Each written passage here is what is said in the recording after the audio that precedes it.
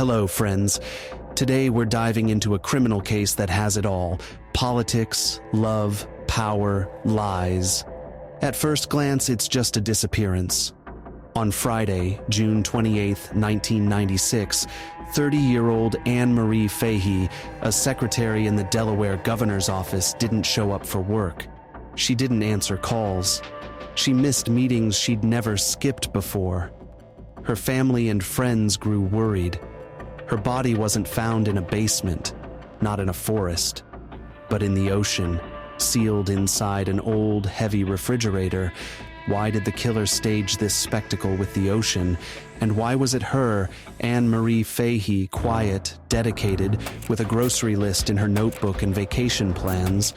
What did she know? Or perhaps, what didn't she know? This is a story of political connections that hindered the investigation, of a probe where truth got lost between statements, names, and calls from above. Was the killer found?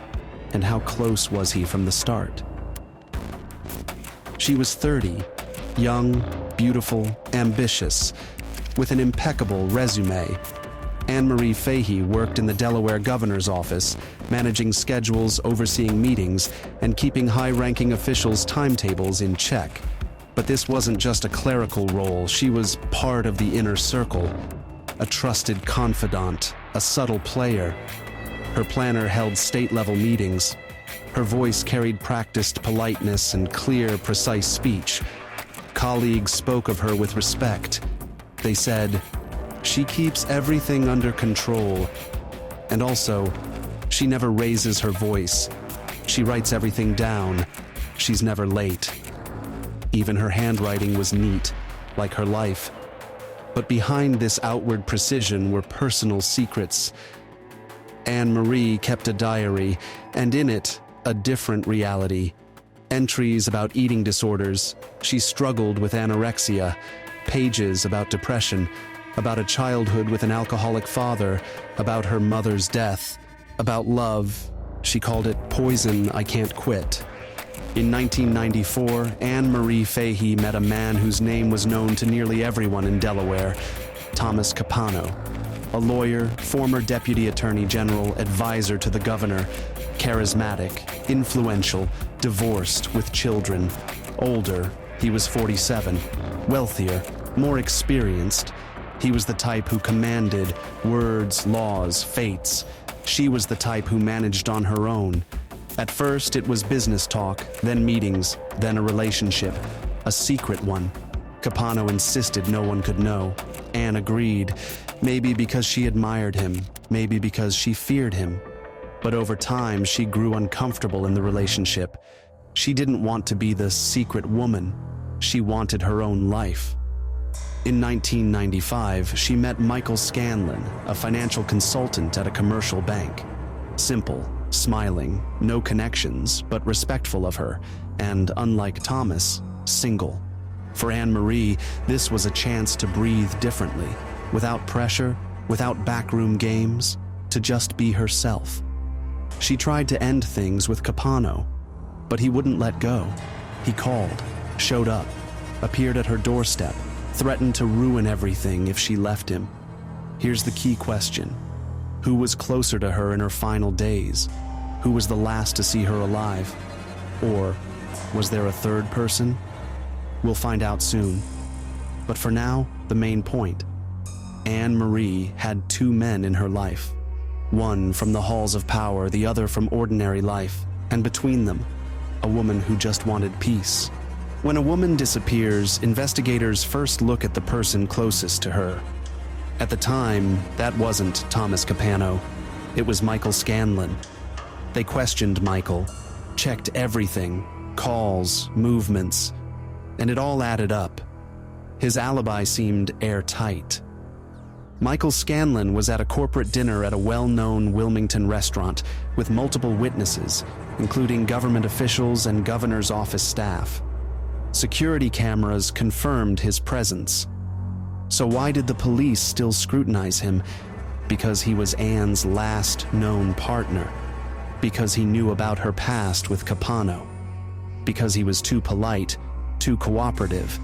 and investigators are always skeptical of perfect witnesses.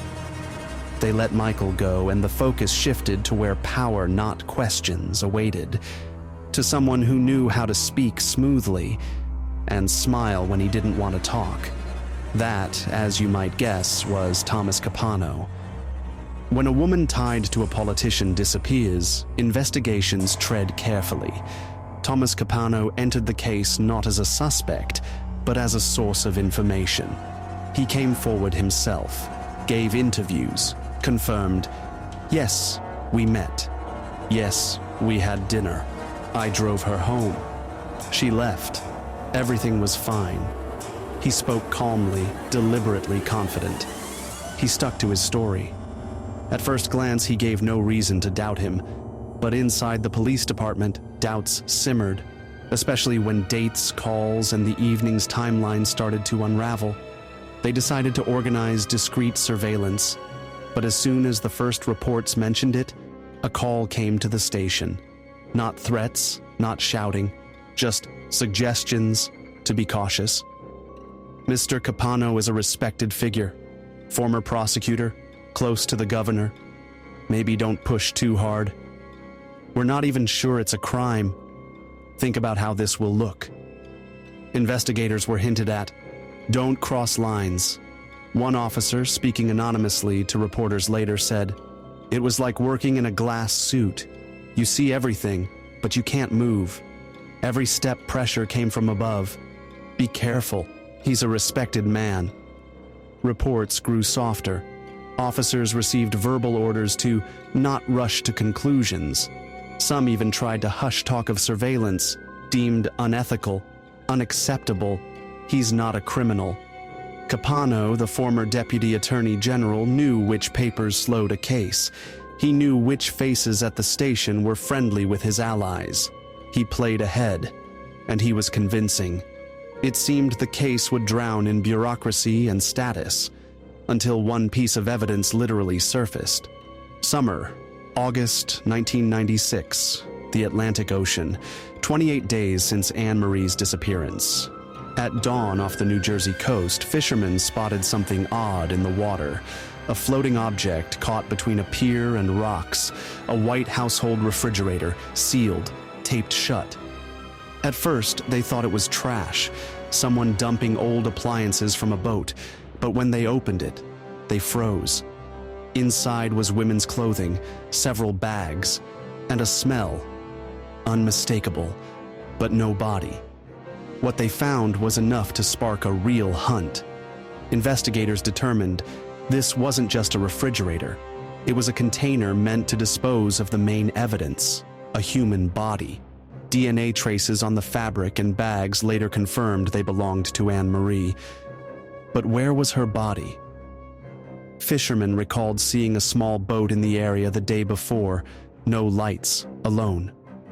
It was later revealed the boat was rented by someone linked to Thomas Capano, his brother, Jerry Capano. The investigation gained momentum. This was no longer just a disappearance. It was murder, without a body, without witnesses. But the oddities didn't end there, because the brother would talk. When police approached Jerry Capano, he didn't panic immediately. Instead, he tried to stay composed. "I just helped Tom with the boat," he said, then paused. Too long, too wary. But the officers knew Jerry wasn't just helping. He was the one who rented the boat under a friend's name, the one who loaded a white refrigerator into a trunk. Under pressure, Jerry spoke. At first, cautiously, said Tom asked him to dispose of something personal, and he didn't ask questions. Then, more. Under the weight of evidence and his own conscience, Jerry Capano admitted, yes, he helped his brother dump a refrigerator containing Anne Marie Fehee's body into the ocean. Because Tom said, "She was threatening me. She ruined my life. She forced me." And here the investigation heard what it had sought for weeks. A confession, partial, murky, through a third party. But a confession. The murder happened at Thomas's home. According to Jerry, he didn't see the moment of death, but heard enough. Thomas claimed he strangled Anne-Marie during an argument, then kept her body in a freezer for days before deciding to get rid of it. A powerful politician, former deputy attorney general, with a corpse in his kitchen. Jerry's testimony was a turning point. He received partial immunity for cooperating. But from that moment, the name Capano ceased to mean power. Behind the figure long called Mr. Capano, a different shape emerged. Former lovers, previously silent, began to speak.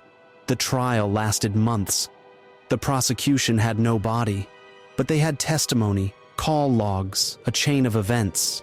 Capano's psychological profile was flawless, and that was the danger. He wasn't impulsive. He was predatory, calculated, the perfect predator who left no scratches. The killer's version. According to Capano, that evening at his home wasn't just him and Anne-Marie, but also Deborah McIntyre, his former lover. Thomas claimed the three of them, him, Deborah, and Anne-Marie, got into an argument. It escalated. Deborah had a gun, and, allegedly in a jealous rage, Deborah shot Anne-Marie, killed her, and he, Thomas, just tried to cover it up. It sounded like a bad thriller, and a convenient shift of blame. The investigation quickly saw through it. Deborah had no gun, no signs of gunfire in the house, and she denied everything, start to finish. But during questioning, a key detail emerged. Deborah helped dispose of the body, but she didn't kill. So where was the body? Thomas confessed. He hid Anne-Marie's body in a refrigerator, not a metaphor. Literally, an old kitchen refrigerator he loaded onto a rented boat. His brother Jerry was with him, who, he claimed, didn't know what was inside. At night, far from shore, they dumped the refrigerator into the Atlantic Ocean. Why a refrigerator? His answer, because it was there, because you can't see inside, because it sinks. He miscalculated. The refrigerator didn't sink. It surfaced after 28 days, empty, without a body. The ocean took its toll for the lie. 2 years after his arrest in 1999, Thomas Capano was convicted of first-degree murder. Sentenced to death, later commuted to life imprisonment. He died in prison in 2011, alone, without respect, without power, without family. Anne-Marie's story isn't just about murder, it's about manipulation, power, and women who become victims of those who wear ties and smile for cameras. And so, a tie, a smile, power, connections, yet still a cage. Thomas Capano died alone, in prison, without applause, without titles, without those he used to manipulate. But Anne-Marie Fehee's name endures. As a reminder, sometimes the most dangerous force isn't on the streets, but at the negotiation table. Thank you for joining me. Subscribe to the podcast and share in the comments. How would you have handled this case if you were in the courtroom? Who's the main culprit to you? And who in this story do you still not fully understand? We read, we listen, we move forward to where sharp eyes and a cold mind are needed again. Until the next case.